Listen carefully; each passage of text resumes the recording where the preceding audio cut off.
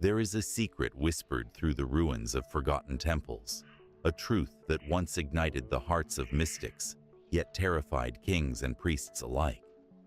It's the idea that the world you see, the tangible, the solid, the real, is not reality at all. It is illusion. A dream woven by forces that wish to keep you asleep. The Gnostics, those mysterious seekers of divine knowledge, called this illusion the Kanoma, the void, the shadow realm, a cosmic mirage that blinds humanity to its true nature. They claimed that beyond this false world lies the pleroma, the realm of pure light, of wholeness, of the divine source itself. And only those who awaken from the dream can return to it. But how does one awaken? What does it mean to pierce the veil of illusion? And why did the ancient guardians of faith seek to erase these teachings from history, burying them beneath centuries of dust and dogma? In this journey, we'll dive deep into the heart of the Gnostic mysteries, the hidden scriptures discovered in the desert sands of Nag Hammadi, the cryptic parables of Sophia and the Demiurge, and the timeless message that has echoed through every genuine path of awakening, that salvation is not granted by any external power, but remembered from within. You are not merely a body wandering through space and time. You are a spark of the infinite, dreaming itself as human. And the dream is almost over.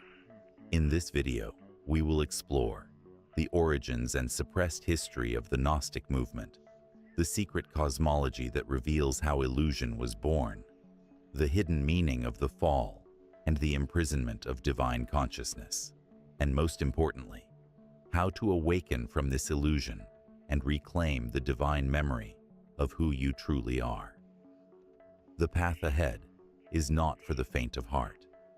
It is a descent into the labyrinth of existence itself, a confrontation with the architect of illusion. But if you listen closely, behind the chaos, you may begin to hear the whisper of your true self, calling you home. To understand the secrets of the Gnostic texts, we must journey back, not merely through time, but through layers of consciousness itself. It is the 1st century of our common era. Across the deserts of Egypt and the Eastern Mediterranean, spiritual seekers gather in secret. They meet in candlelit rooms, whispering of mysteries that would shake the foundations of empire. These were the Gnostics, poets, mystics, philosophers, and rebels of the soul. Their name comes from the Greek word gnosis, meaning knowledge. But this was not ordinary knowledge. It was direct experience of the divine. The Gnostics taught that true awakening does not come from belief, ritual, or obedience, but from inner revelation. They sought a living connection to the source, the ineffable light that exists beyond all names and forms. But this message was dangerous. The Gnostics challenged the authority of the religious powers of their time. While mainstream faiths taught of a distant judging God, the Gnostics spoke of an unknowable infinite consciousness, the monad, from which all creation flowed. They claimed that the material world was not the perfect handiwork of this source, but a flawed imitation crafted by a lesser being, the Demiurge.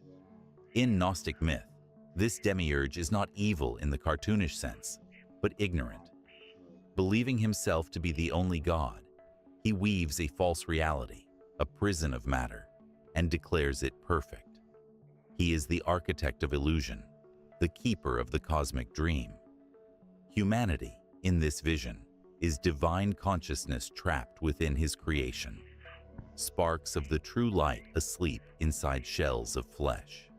It was a vision, both radical and liberating, that the divine does not dwell in distant heavens, but within you. Yet such teachings were seen as heresy by the early church, whose growing power relied on the idea that salvation came through external authority. To claim that divinity was within, that the world itself was a deception, was to threaten the very structure of empire, and so the Gnostics were silenced. Their scrolls were burned, their teachers exiled or killed. But truth, as history has shown, has a way of surviving. In 1945, in the desert near Nag Hammadi, Egypt, a farmer unearthed a sealed jar containing 13 ancient codices. Inside were the long-lost scriptures of the Gnostics, texts like the Gospel of Thomas, the Gospel of Mary, and the Secret Book of John. These writings revealed a spirituality far more mystical and psychological than the dogmas we inherited. They spoke of the divine feminine, the wisdom figure Sophia, whose fall from the pleroma gave birth to the material realm. They told of humanity's amnesia, our forgetting of divine origins, and of the Christos, not as a man to be worshipped, but as an inner light that guides us back to remembrance. The discovery of these texts was a revelation, a doorway reopening after nearly 2,000 years. And through them, a new question emerges. If reality itself is an illusion, then what does it mean to wake up? Imagine this. You awaken inside a vast, intricate dream. The landscape feels solid. The sky shimmers with light. You touch your skin, breathe the air, and everything seems real. Yet somewhere deep within, a faint memory stirs, a knowing that this world is not what it seems. This is the Gnostic condition of humanity. According to the Gnostic texts, the material world, what we call reality, is a simulation of the divine, an imitation so convincing that we've mistaken it for truth. The architect of this grand illusion, the Demiurge, built a cosmos that mirrors the higher realms but lacks their living essence. It's a spiritual hologram, beautiful, ordered, yet hollow. The Apocryphon of John, one of the most profound Gnostic works, describes how this illusion was born. It tells of Sophia, the divine wisdom, who emanated from the source, the monad, in a moment of boundless creativity. But Sophia desired to create without her divine counterpart, to bring forth something on her own. Out of this act of pure intention, but also imbalance, arose a being of incomplete light, the Demiurge. Ignorant of the higher realms, he gazed upon his reflection in the void and declared, "I am God, and there is no other beside me." From his arrogance, he fashioned a world in his image, a realm of separation, of duality, of light, entangled with shadow. And into this world, fragments of Sophia's divine essence were scattered, sparks of the pleroma, imprisoned in the density of matter. Those sparks are us. The Gnostics believed that every human carries within them a fragment of that original light, the divine spark, a memory of the infinite. Yet we live under the spell of forgetfulness, convinced that we are merely flesh and bone, identities and names, trapped in a world of struggle and decay. To awaken, then, is not to attain divinity, but to remember it. This remembrance, or gnosis, is not intellectual. It's experiential. It's that sudden moment of lucidity when the dreamer realizes they are dreaming. When the world you took as solid begins to shimmer, revealing the hidden architecture beneath. The Gnostics taught that this awakening can begin through inner stillness and self-observation. When one turns their gaze inward, piercing through the noise of the external world, they begin to feel the subtle pulse of something eternal, a presence that has never been born and will never die. This is why Gnostic texts often use the language of light and awakening. In the Gospel of Thomas, Jesus says, "The kingdom is within you and it is outside you. When you come to know yourselves, then you will be known, and you will realize that you are the children of the living Father." This was the secret teaching, the inner path that bypassed dogma, ritual, and intermediaries. The Christ, in the Gnostic view, is not a savior descending from above, but a luminous intelligence awakening within each soul, a bridge between illusion and truth. But here lies the paradox. Awakening doesn't destroy the illusion, it transforms our relationship to it. The world remains, yet its spell loosens. The pain, the struggle, the dualities, these become mirrors, reflecting hidden truths about consciousness itself. What once appeared as imprisonment becomes initiation. The Gnostic journey, therefore, is not about escaping the world. It is about seeing through it, recognizing that every form, every experience, even every suffering, is a shadow of a higher light trying to reveal itself through you. We live in a world where the demiurge still reigns, not as a deity, but as the collective sleep of humanity, the systems, beliefs, and distractions that keep us numb. But within that sleep, the divine spark continues to flicker, and when one spark remembers, others begin to awaken too. That is how illusion dissolves, not through revolution, but through remembrance. To see through illusion is one thing. To live as awakened within it, that is the deeper initiation. The Gnostics taught that awakening was not a single event, but a process of inner alchemy, a gradual disentangling of divine consciousness from the threads of illusion. It begins as a flicker, a subtle disquiet, a sense that the world does not fully satisfy the soul. But as awareness expands, the seeker begins to see that this dissatisfaction is not a flaw. It is a signal, a calling from the higher realms, urging us to remember where we came from. In Gnostic cosmology, this remembrance unfolds through three stages: ignorance, recognition, and union. In the first stage, ignorance, the soul identifies fully with the material world. We believe the illusion to be reality, defining ourselves by our possessions, achievements, and desires. We live under the rule of the archons, the cosmic forces that govern illusion.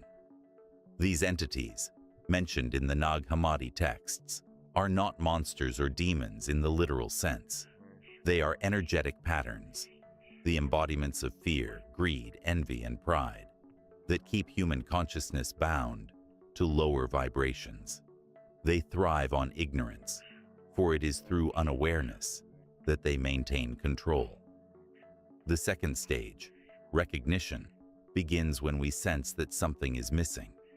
Perhaps it happens through a loss, a heartbreak, or a moment of profound stillness.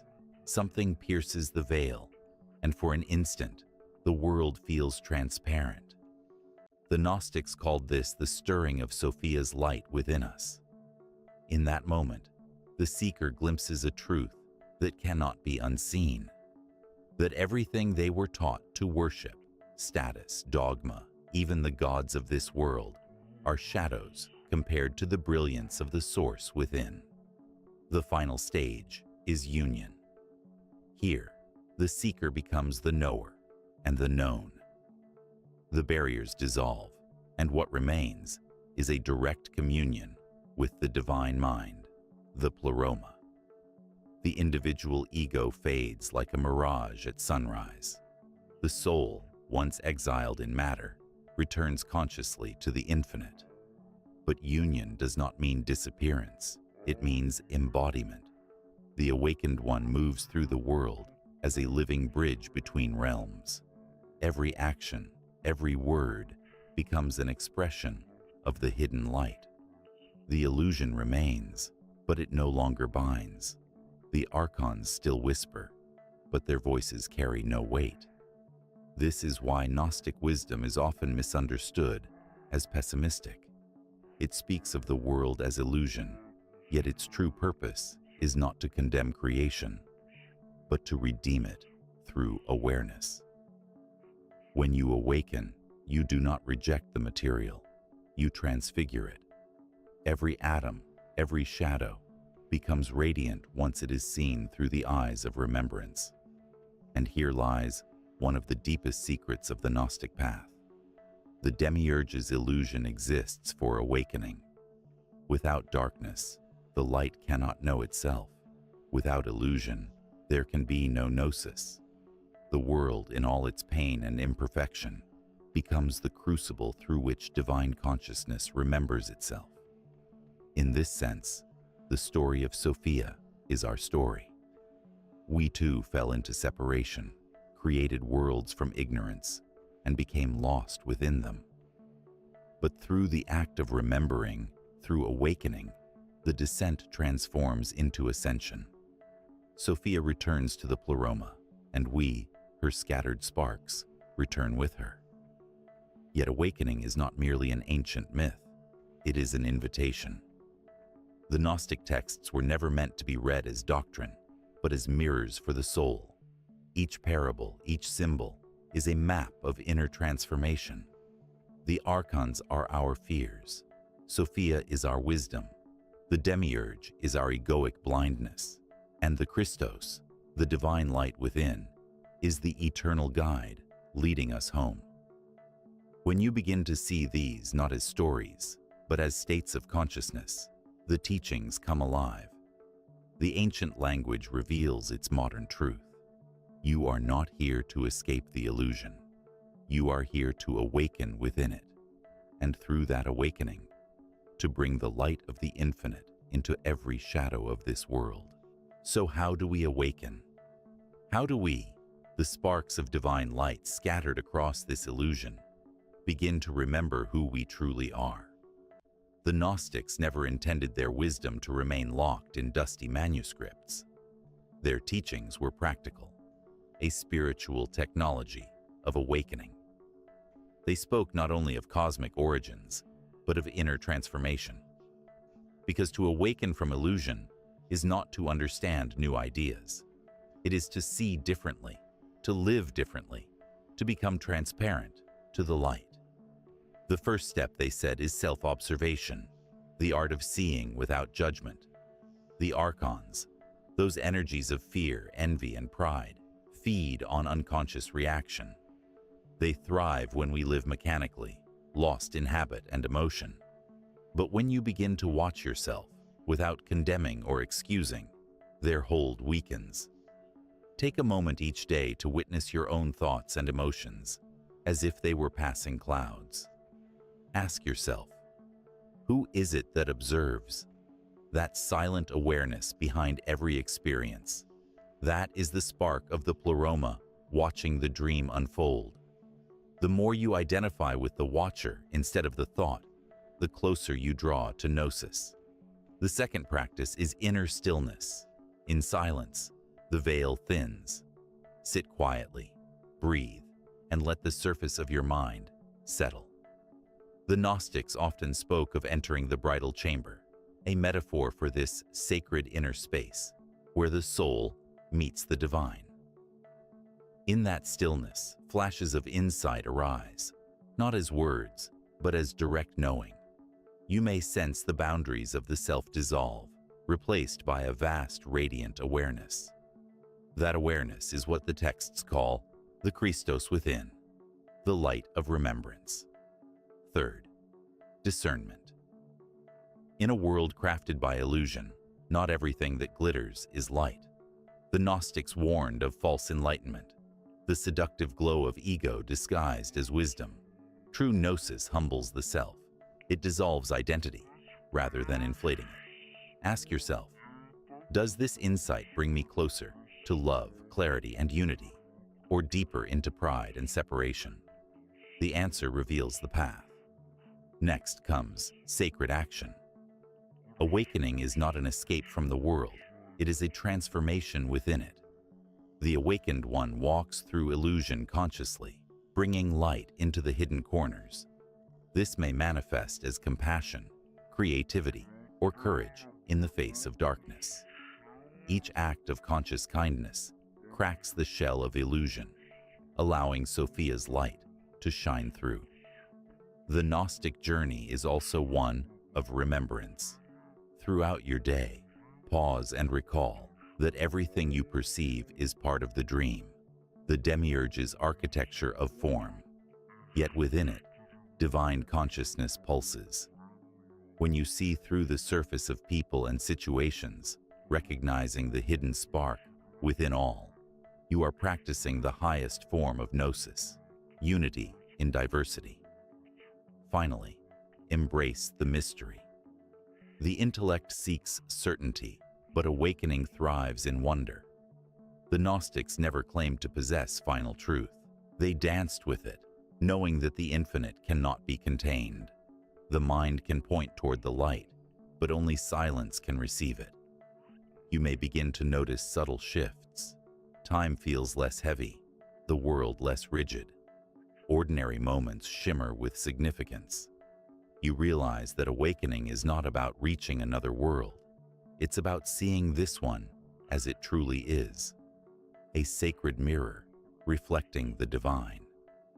These practices are not escapes from life. They are portals through it.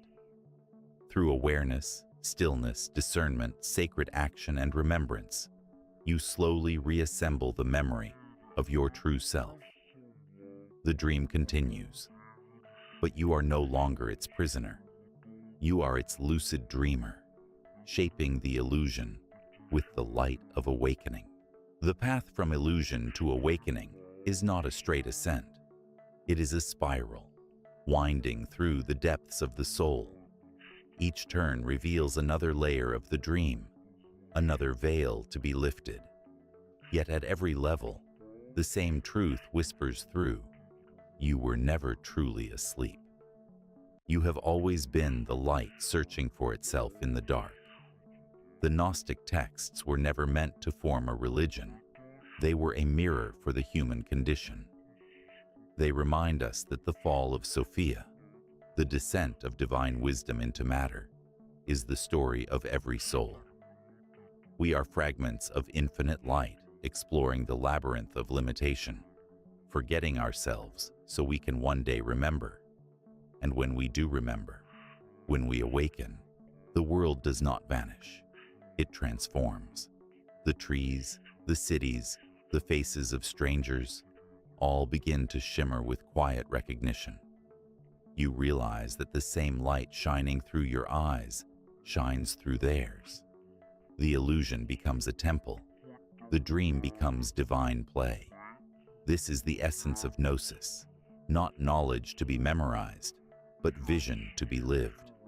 It is the courage to question appearances, to look beyond the walls of perception, and to trust the faint memory of the eternal calling you home.